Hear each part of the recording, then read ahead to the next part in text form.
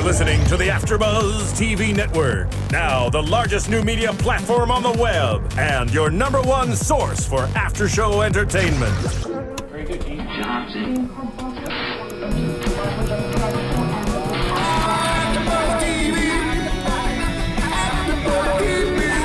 The AFTERBUZZ Studios in Los Angeles, California. Presented by Maria Menounos and streaming live thanks to Akamai Technologies. This is AFTERBUZZ TV's WWE Pay-Per-View After Show.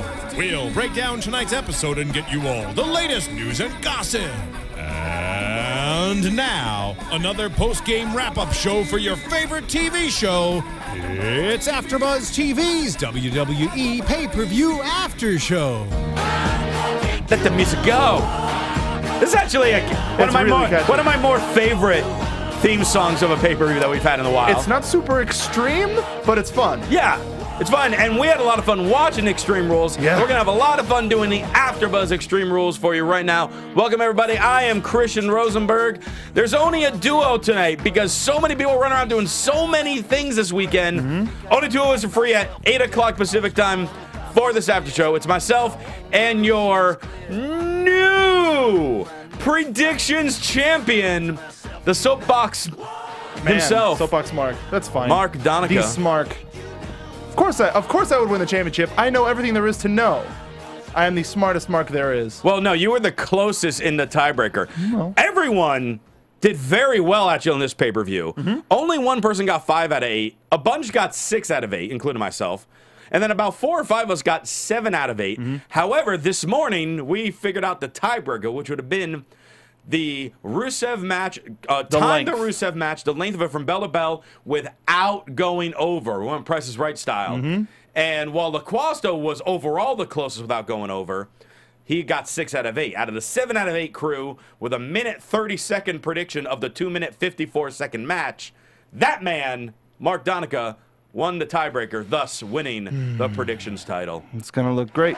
It's gonna be great. The studio audience loves it.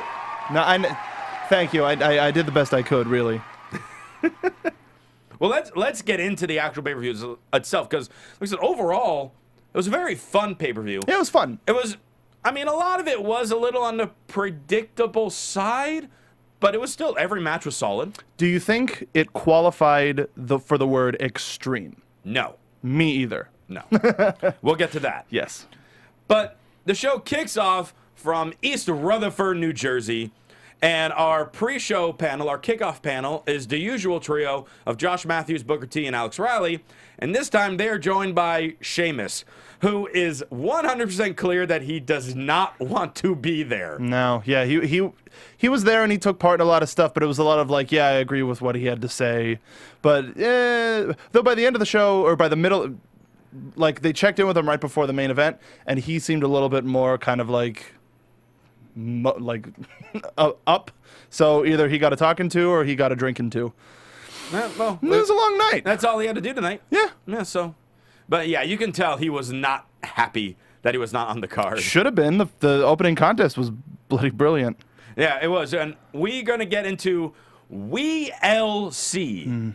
WeeLC. Roman and I on SmackDown, we're heading into some matches just like, oh, for the love of God, what are they doing? No, us too. When we predicted Raw last week, when they announced it, it was just like, you've got to be kidding. But you and I watched this together, and we were in agreement that this match really exceeded our expectations. It set the bar for the night. It really did. It was a really good match. Chant. And they well deserved it. Like the main problem that I've had with this whole the whole thing is that they make all of the little people jokes, and you know there are times when a quip here and there might be funny, but when you bring out Micro Cole, Jerry Smaller, and JB Elf. Yeah, that wasn't okay. They had the ref was a veteran midget wrestler actually. I forgot his name, but he recently retired, and they're like, hey, you want to be a ref? So it's cool that people are getting work, but I liked how Micro Cole kept pushing to the WWE network every like 2 seconds. Yeah. That was really, there's a lot of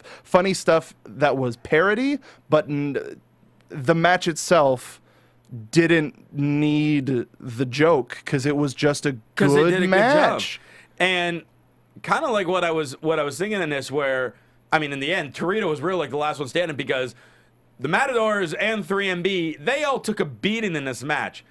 I was pretty bummed out that the commercial break that happens in the pre-show, which is stupid. We missed the first table spot during the commercial break. A back body drop onto a small table. By one of the Matadors. No, one of the Matadors went through it, yeah. But though I do have to say, on Monday when we were talking about it, anytime they make like the little table, the little ladder thing, like they've only done step ladders as of late, and those have been like real ladders, looked like real ladders. And I was just hoping that they didn't get like play school stuff for it. And they didn't. They just had smaller tables, smaller chairs, and they had a small ladder and then a big smaller ladder, which was still smaller than a regulation ladder. Yeah. But there was a lot of destruction and a lot of table spots. This was the most hardcore match of the night. It really was. It was more extreme than the Extreme Rules. Other than the last spot of the main event with the flaming table. Even that was a PG flaming table. But yeah, I mean, everyone's going crazy. I loved Hornswoggle tearing apart the mini announce table like you would the regular one. I thought that was pretty funny. That was funny, and them like, I don't know what they're doing here, and all these giants in the ring. It's like there's a lot of stuff that was groan worthy that was taking my attention away from the great match that they put on, and I hope that they keep doing great matches because they're both wrestlers. Well, is this feud over? They talked about this being the rubber match, the third match, but I think if anything, this was one of the top 5. I would put this at number 4 for my favorite match of the night, maybe even 3. But like, I think that's a lot of people. It had one of the most vocal reactions. So and Vince likes this sort of thing, so they'll probably keep it going for a little while longer. Because then what are Hornswoggle and El Torito going to do? They're just going to interfere with their factions matches. Well, Hornswoggle's got a movie coming out soon, so he'll still be around. Which is why she should be in the public eye. Yeah. And it's weird that he got out of the Leprechaun gimmick just before the Leprechaun came out. That's weird. I don't know. But also on this, there is a spot where Torito jumped onto Jinder when he was on the Matador's shoulders. It was almost kind of like a Doomsday Device type thing. Through the outside, through tables and ladders. We thought that second ladder was going to take some people out, but luckily it missed them and everybody seemed okay. Yeah. And then Torito drops the dime through, or drops the nickel. Thank you. As you pointed out. Yeah, I'm mad about the jokes, but I made one myself. Onto Hornswoggle, through a table. Through a table. And Torito gets the win. I thought it was going to be grim for me because I missed the first match of calling the first match. There was a spot that you missed. The first appearance of the little chair. El Torito set it up in the corner. Hornswoggle was on the bottom turnbuckle, and instead of just going for the Bronco Buster, he did the headstand like one of the other Matadors does, where he propped himself up and then whipped right back down into the Bronco Buster, and it was really cool and impressive. Yeah, they were both very impressive. Yeah, it was a great match. Yeah, I'm like you. I wanted fewer jokes because they delivered, and 100%. They kicked us off very, very well. We then went backstage with Jack Swagger and Zeb Coulter, and Zeb pretty much just predicts that Swagger will win, and then they're going to get out of this town as fast as we can. And put your hand over your heart, and with clear, loud voice, say, "We the people." And that leads us into the actual special event. They called it a pay-per-view. Do they? They did once or twice. Okay, it might have been a Freudian slip. Because Michael Cole had a lot of Freudian slips tonight. He was in rare form. Especially during RVD versus Jack Swagger versus Cesaro. Last week, on last Monday Night Raw, they announced it being a 3-way elimination match. SmackDown, they announced a 3-way elimination match. They repeated it today on WWE.com that it's a 3-way elimination match. Lillian Garcia announces it's a 3-way elimination match. Michael Cole, triple threat match, first person to get a pinfall or submission wins the match. Well, so I mean, who's going to get it? Who's going to get it? Remember, it's the first pinfall or submission, and now we'll do it. And then after Swagger got pinned, there was silence, just like, because he thought it was wait, why is the bell not rung? Was it a 2 count? He was looking at his papers like, wait a minute.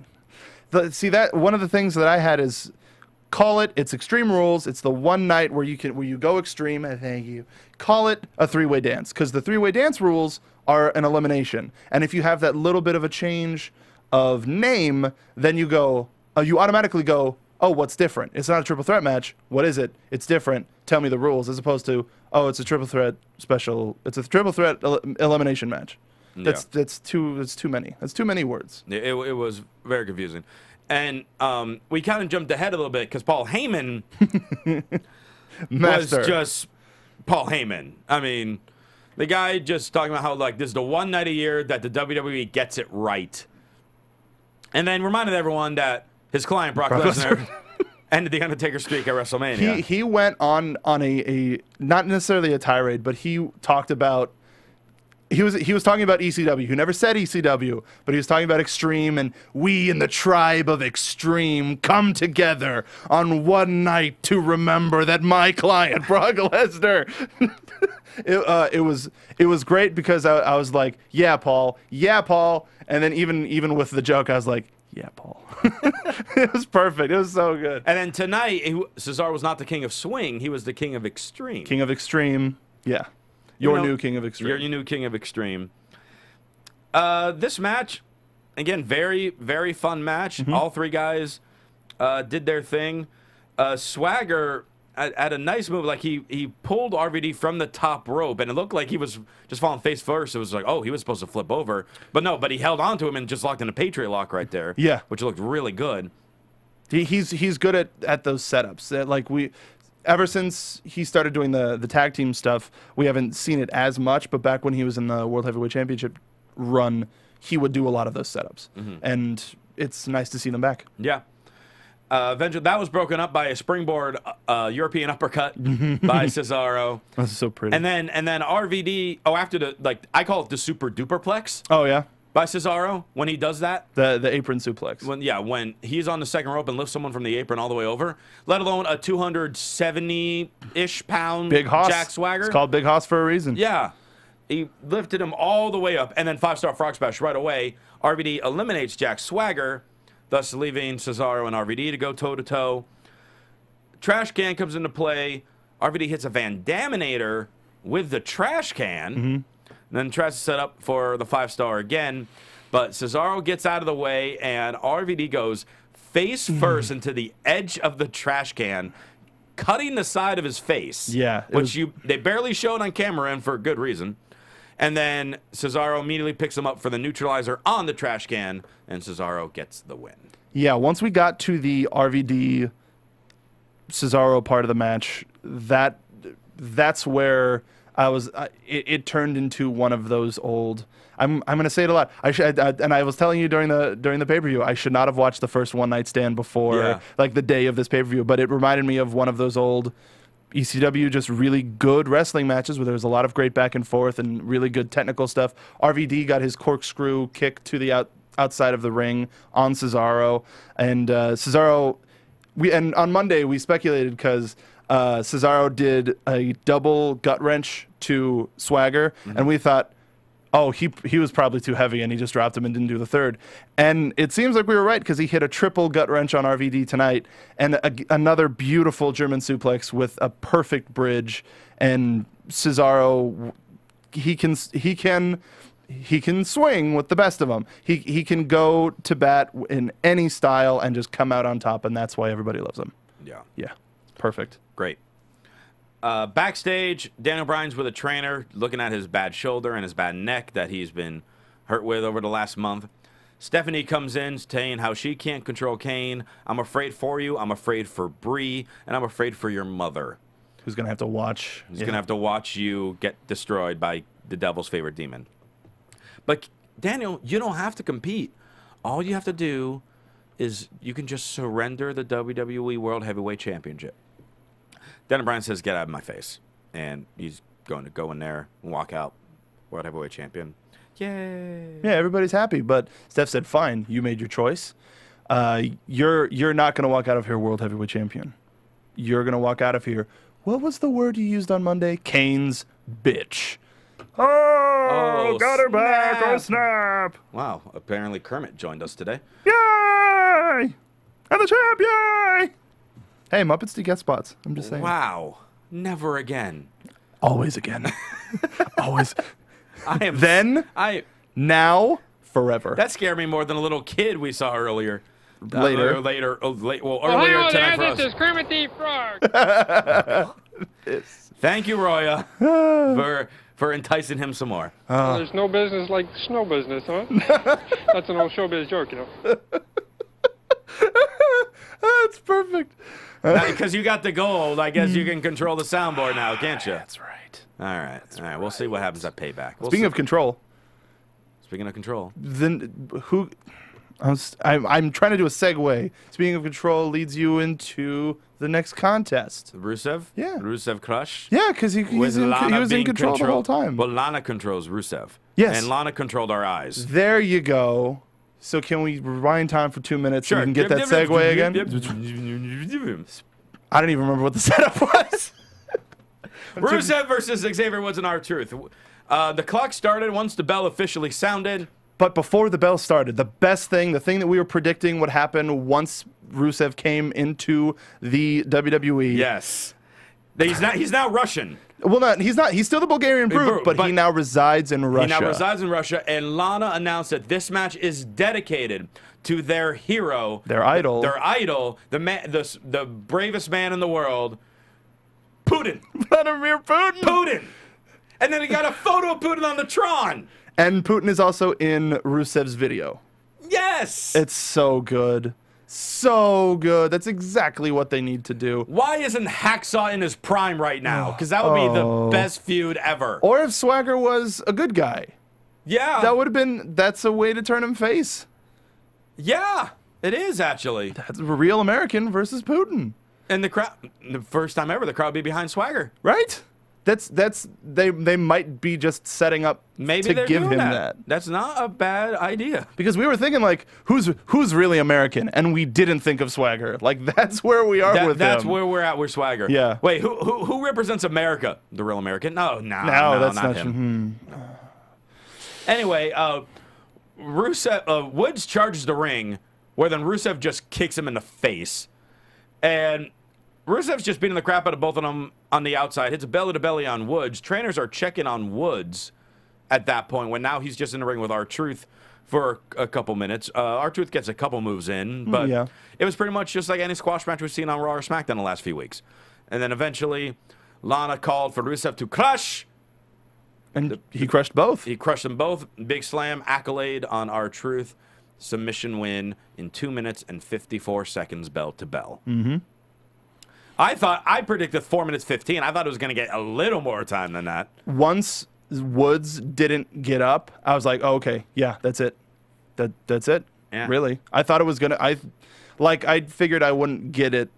I wouldn't get it exactly, but I knew it was gonna be short once Woods didn't get back up, and especially when the trainers ran over to him too.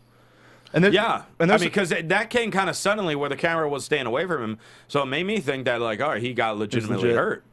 But we don't, since they put the accolade on him at the end too. It might have just been. Yeah, it was just part of just leaving him out of action, so it could be more of a one-on-one match. Mm-hmm. And then also it can be Woods is like, oh, you didn't beat me, you didn't pin me, so they could have a thing for a couple more weeks. Even though he has some previous. Yeah, no, of course not. SmackDowns. Woods never gave up on NXT, on Raw, and SmackDown.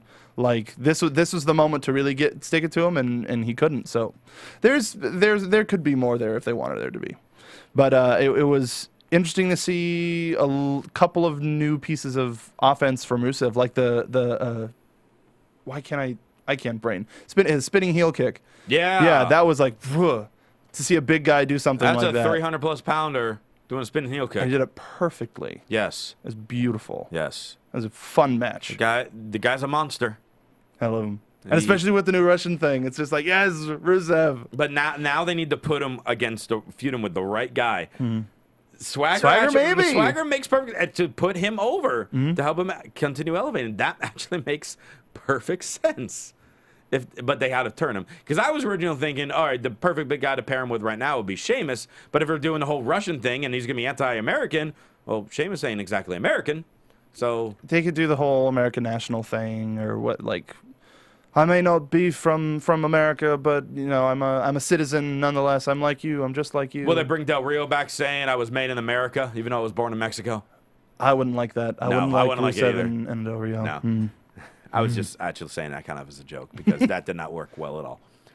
Renee Young backstage with Evolution. Them just pretty much talking about how, hey, Shield thinks that our egos are going to be our downfall. Well, yay, we got massive egos. We know this. We earned them. We earned them. We have 31 World Championship reigns between the three of us. And the egos are well-deserved. Orton says better adapt or perish, and you can believe in that, and then they do the Shield pose. But I mean, that's funny because we saw Shield had a promo where this is the future, and then they did it, essentially proving the Shield right. It was really from a promo standpoint, it was definitely the wrong thing to do. Yeah. It's like so, but only if it's the Shield's fists. Is it or is it all fit? Like what is? It was a they messed it. Evolution was kind of riding a small wavelength with me tonight. So Yeah, and also let's also talk about how it was either Batista slowly walking closer and closer to be against Renee, or Renee backing up closer and closer to be. it's probably Dave. Next to Dave. It was probably Dave. It was probably Dave. He's that guy. He's a big time movie star now. He can do those things. Of course. Yeah. And he'll be gone in a month soon, so whatever. Yeah. Intercontinental Championship on the line. Wade Barrett versus Big E. Wow, this was fun. I really enjoyed this. But I couldn't understand. I figured the crowd would be more behind Barrett because he's been picking up a lot of steam lately and the crowd's been enjoying his promos and everything like that. But they were like deathly silent for Big E. Yeah, What happened? Barely got any kind of a pop. Got nothing. Yeah. The entire match. Yeah, They Barrett. were 100% Bad News Barrett. Do you? I wonder if they pulled an audible. Probably not. No, I don't think that. But this was a fun brawl. You know, great physicality back and forth. These two work very well with each other.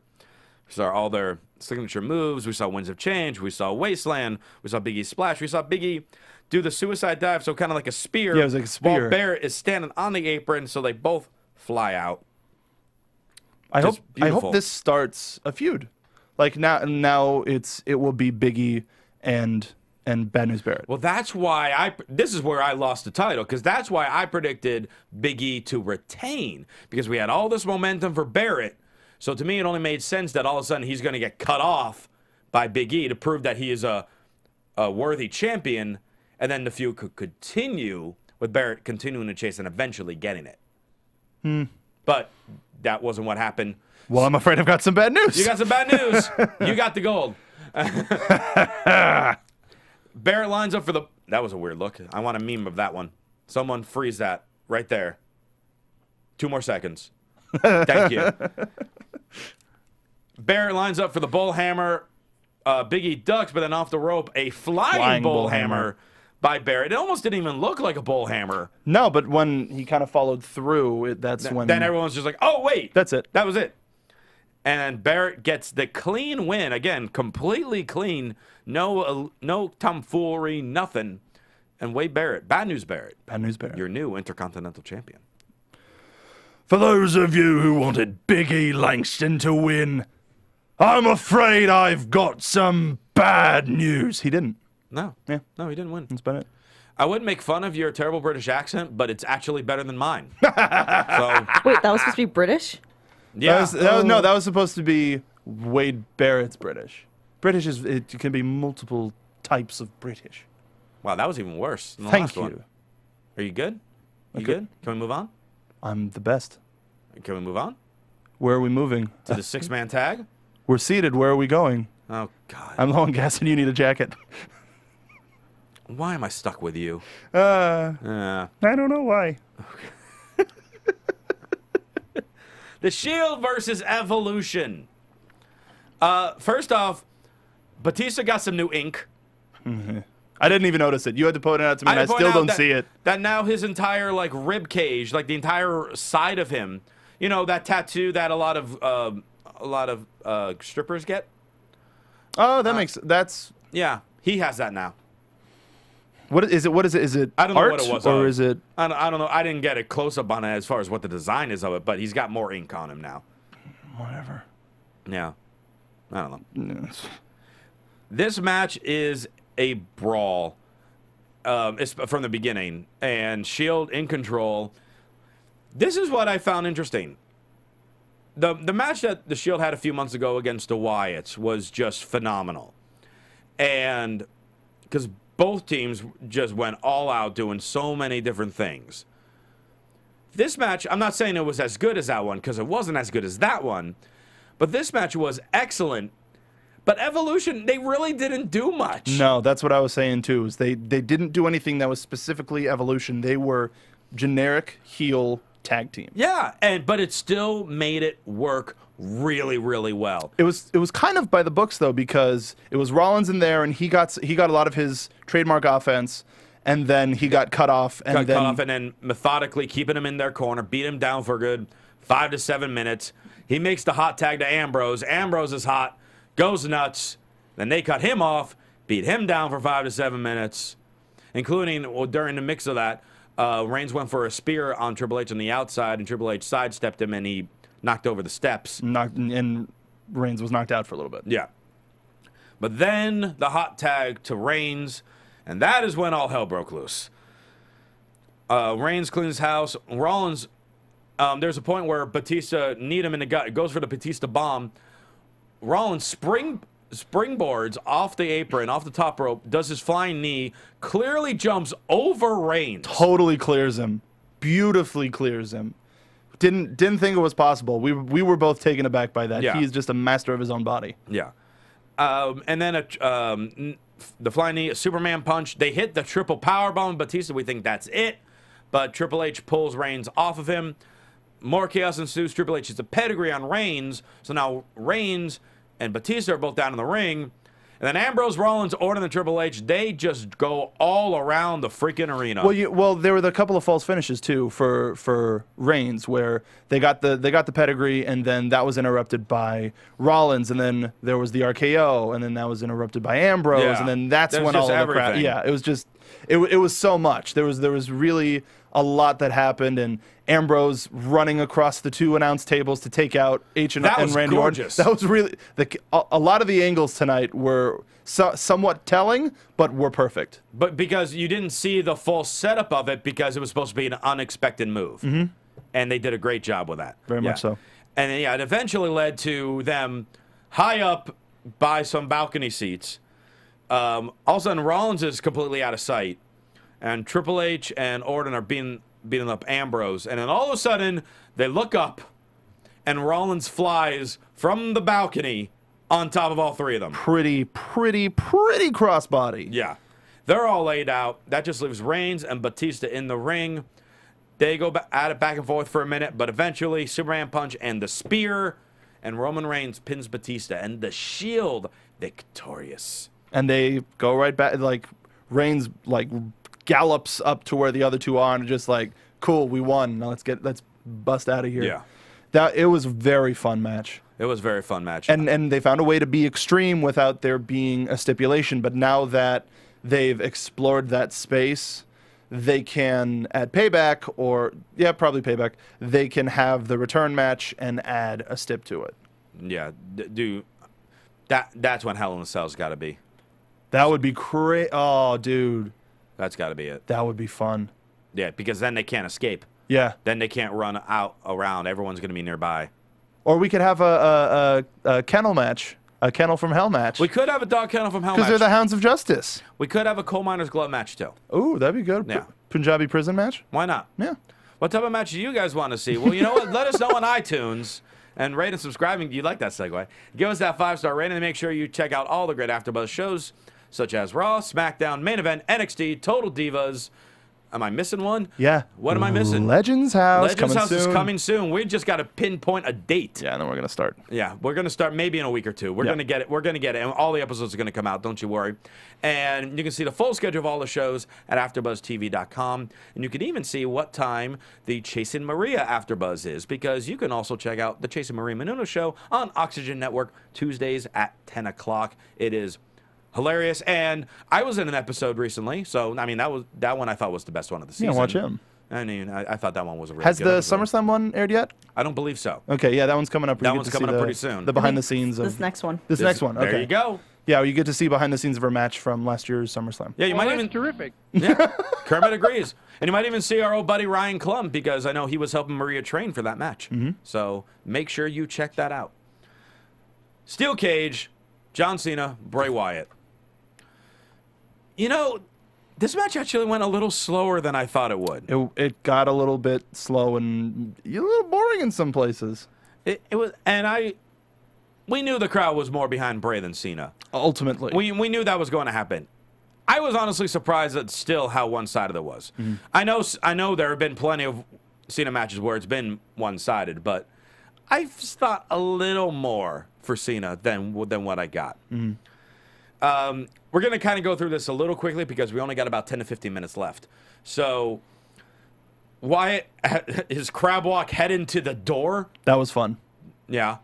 That was just crazy. I liked at the beginning of the match when the crowd was getting really hot and they hadn't touched each other yet, and Wyatt was just like, "This is what you wanted, right?" And he was like shaking the cage and just like, "You're stuck in here with me now. This is what you wanted." Yeah, it's so good. Yeah.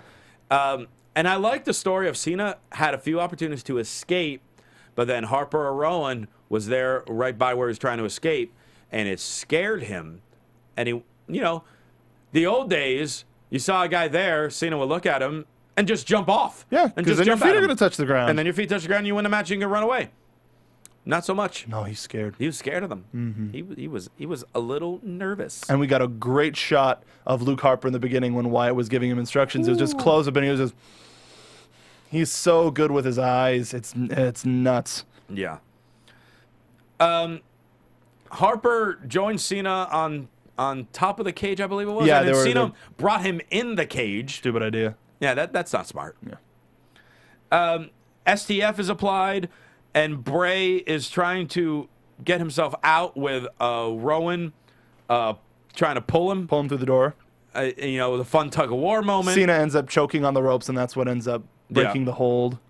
That was a fun way to use the ropes in the cage. Super attitude adjustment from the second rope. Rowan gets grabbed by the beard as he tried to climb into the ring, which was kind of odd. Yeah. And Cena banged his face into the top of the cage. Now, Rowan's out on top of the cage. Harper's laid out. Wyatt's laid out. Cena can walk out the door. And that was a great shot, too, because you saw right over Cena's shoulder, All three of them. just bedlam, just taken out. And we thought, okay, we were like, something's going to happen. He's not just going to walk through the door right now. Yeah, I was like, new member of the Wyatt family. Yeah, all of a sudden, the lights go out, the blap. And then you're saying, new member, who is it, who is it, who is it? Lights come back on. And it's a little kid. That's a little boy. And if we had the ability to make our mics make us sound in super slow mo, He's got the whole... it sounded like a little kid's soul being taken out of him, singing "Whole World." Cena is terrified of this, backs up into the Sister Abigail, and then Bray Wyatt walks out of the cage, and then embraces the child. And Bray Wyatt wins the match. And then Harper and Rowan are holding his hands as they walk back up the aisle. It's just like, yes, it's great. I also liked when Rowan forced Cena back into the cage by climbing up under him. Yes. Like, Cena was about to climb over the cage, but Rowan went, nope, lined himself up, got Cena on his shoulders, and climbed up and essentially threw him back into the ring. That was another fun. There was a lot of stuff that we hadn't seen in a cage before. Like, we hadn't seen the outside interference from Rowan. When Rowan hit the splash into the cage itself. That was fun. That was cool. Crush him! Yeah. Rowan crush. Not Rusev. Rowan crush. Hey, Lana talks, you listen. Yeah, why not? Divas title on the line. Paige versus Tamina.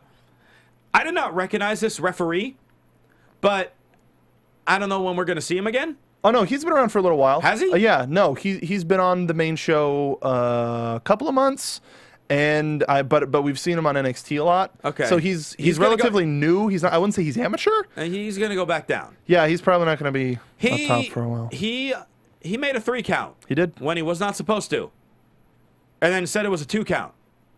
Yeah, because Paige was clearly confused. Tamina stayed down because she was selling, but it was rough. Well, yeah, since Tamina heard the 3 count, she did the veteran move and just stayed down. But that was not supposed to be the 3 count there. No. So that kind of threw this match for a loop a little bit. People were confused. And chanting, and there were chants. We couldn't necessarily hear them, but they were and then towards the referee. JBL and Cole were ripping into the ref about his cadence. And his counting ability. Yeah. So I feel bad because they were doing a solid match. Tamina swung Paige into the barricade. Yeah, that was hard. cool. That was fun. Like, Hurricanrana. Nope. Not happening. No. But like around that moment was soon after that. It was like a sunset flip and a powerbomb type thing where the mess up happened by the referee, and then from there you just couldn't get back into it. Yeah, it was because everyone was like, "Shouldn't this match be over?" Yeah, everybody, the crowd seemed really dead for it. There was a lot of, or there was some chanting. Like this was the break match before the championship match, unfortunately, and they took their time and they hit everything really well, and it was a good match, but everybody was just taken out of it from that 1-3 count. Yeah. It was really unfortunate. I mean, we were too. Yeah, we were just like, what match happened? What happened? Match where, do, how? Well, I mean, we were still able to say complete sentences. Well, you were. Well, that's just because I'm smarter than you. That's fine. I mean, you still have the gold, so I can't argue. Who's smart now? SMRT. Hey, I'm just happy that I ended my slump of being below 500 on pay-per-views. Oh, well, there you go. The last few were terrible. I went 6 out of 8 for this one, so I'm due to become the first 3-time predictions champ. I'm due. Wow. I'm due. Well, I'm on my way to become the longest reigning. Well, Corey starts tonight. Corey had it for about 4 months. It starts tonight. All right. When's this match end? And when Paige hit her, modified Scorpion Crosslock, retained the title, all of a sudden we again had the blop, and we were thinking, why is it coming out for Paige? No, I was worried. So worried that that's exactly what was going to happen. Yeah, I was like, wait, what's happening? But then we had a promo in the back instead. And Bray's saying, you did well, little Johnny. Not little Jimmy. Little Johnny. Little Johnny. It's little Johnny. Little Johnny greater than little Jimmy. And he's like, my message can no longer be ignored. Cena stands alone now in a vanquish with lonely souls with nowhere left to go. And what will they do now, little Johnny? Follow the buzzards. Well, you kind of did that wrong. Follow. Because yeah. The first word did not go through the effects correctly. Hello. Yeah. Yeah, it was a weird kind of fade. Like the Soul Taker hit puberty in the midst of that. And yeah, follow the buzzards. Finally, main event, Daniel Bryan versus Kane. I'm honestly surprised they made it the main event because of the build-up for the cage match and the 6-man tag. But I'm happy. It's a title match. It should be the main event. Yes. So, kudos to that. Bryan charged down the ramp at Kane right from the get-go. And this match was not in the ring very much. No. No. And we had something that we haven't had in a long time. Then bring it past Gorilla into the backstage area where cameras had to get back there to follow the action. Being that it's an Extreme Rules match, you can go anywhere you want. But your pinfall has to be in the ring. Correct. It's not a false count anywhere. Right. So Kane throws a TV into a can, like a barrel that's holding ice water, sodas, or whatever for wrestlers when they come out of the stage. Was that TV still plugged in? Because a lot of sparks happened, and then there was a big issue with that camera. Yeah, they kept saying that the TV was still plugged in, and it looked like it was probably on all night, so it was really hot, and he literally ripped it from the outlet and threw it in. Because when we were going away from that scene, excuse me, the ice chest was kind of smoky in that area, so it was probably legit. Yeah. Yeah. And that camera was affected by it. Thankfully, they kind of moved a little further, and we were like, please have another camera. Please have another camera. Thankfully, they had another camera. Then we're in the back. We see Fandango and Damian Sandow's trying to pack up, get ready to leave. Yeah. But then they're just like, oh, they're fighting now here. We should just kind of stand back and idly watch. Back body drop onto a car, which we haven't seen in a while. No. And then Kane grabs like a helium tank or helium tank, some oxygen tank, something like that, and chucks it, and it just like sticks in the windshield. Like it was mud. Yeah. This is good windshield. Yeah. Daniel Bryan gets back on his feet, beats him up a little bit, opens the trunk of another car, grabs the tire iron, and starts wailing Kane with it, and then puts him on a forklift to carry him back to the ring. I was actually impressed that the forklift worked so well. Yeah. He drove that very smoothly. He's probably OSHA certified. You think so? Probably. You think that's... You'd have to be. That's a law? Mm-hmm. Is it really? Yeah. Are you serious? Yeah. Or are you just saying that because my roommate said it while we were watching it? A little column A, a little column B. Okay. There's OSHA's really strict with their regulations on who gets to operate what during productions and things like that. So for something like that, they might have gotten a special license, but OSHA was probably watching that very carefully. Probably. Yeah. Daniel Bryan has the forklift lift all the way up, and then he tilts it in to make Kane. It looked like he was going to like just try to dump it on him and him take a thump. But Kane kind of fell a little gently. He was like, I'll handle this, and it looked really lame. Yeah, and the crowd actually started booing because they were expecting like a big thud. But then once Daniel Bryan started climbing the forklift, they were happy again. They were back. Hit the flying headbutt off the forklift, but only a 2 count. Kane eventually gets back up, hits a choke slam, but Bryan kicks out. Chair shots, yes lock with a kendo stick. Daniel Bryan was chokeslammed through the announce table. Mm-hmm. And then Kane grabs another table from under the ring, and as soon as he pulled up that ring skirt, we were like, there's gasoline over there. There's a thing of gas there. They wouldn't keep a gas tank under there. Yeah, something's going to happen. Grabs the gasoline, pours it all over the table, more so on the sides. Yeah, on either side of the center. Yep. Lights the table on fire. Hops back onto the apron where Daniel Bryan is, but Daniel Bryan whips the ropes to make Kane fly back through the flaming table. He pops back on his feet as he gets extinguished by the trainers. And while he's in that confusion of being set on fire and extinguished, he rolls back in the ring. Flying knee by Daniel Bryan. 1, 2, 3. Daniel Bryan retains.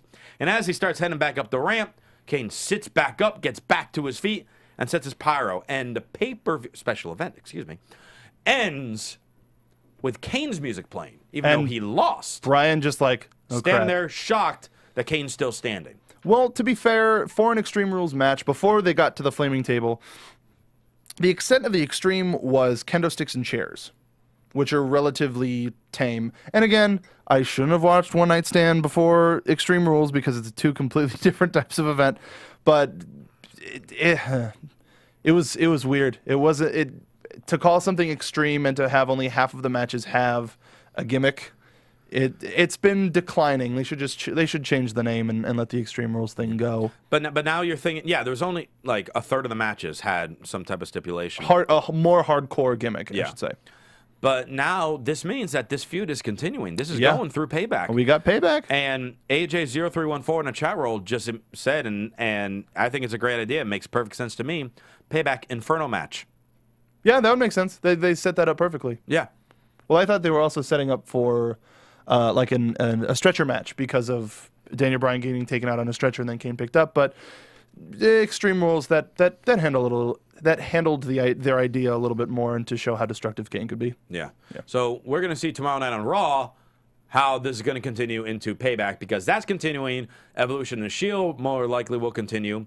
Maybe Barrett and Big E will continue. Hopefully, because they had a really good match. They had a very good match. Will Torito and Hornswoggle continue? I hope so, because they had an even better match. Yeah. What was your match of the night? I got to go with a 6-man. Yeah, I would say 6-man 2 with the 3-way dance in a very close second. Okay. Yeah, just because of how that dynamic worked together really well, and then it kept working well and got better when they went into the single. I'm actually, for second place, I'm going to give it to Barrett Big E. I actually really enjoyed that match. I thought it was a good old school brawl type match. So that's going to do it for the Extreme Rules AfterBuzz. The two of us, we took this, we nailed it, we got this. I'm hanging here. Soon to be first 3-time champ because that will happen next month with the new predictions champ.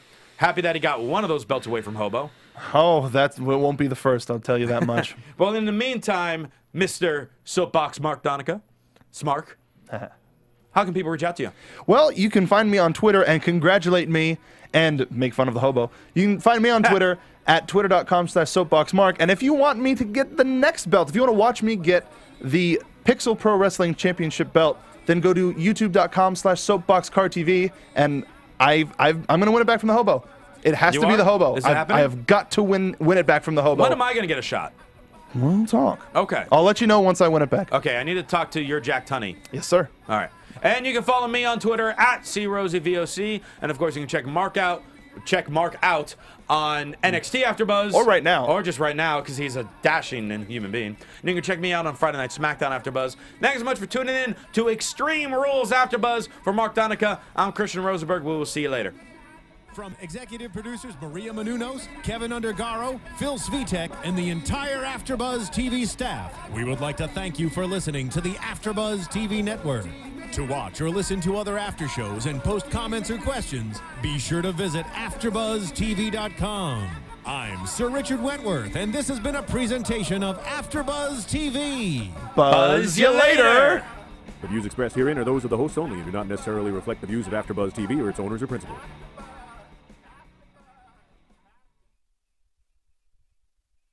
Thank you for watching AfterBuzz TV on YouTube. For more of your favorite after shows and interviews, subscribe to our channel here, and be sure to share your opinion on the episode in the comment section below here.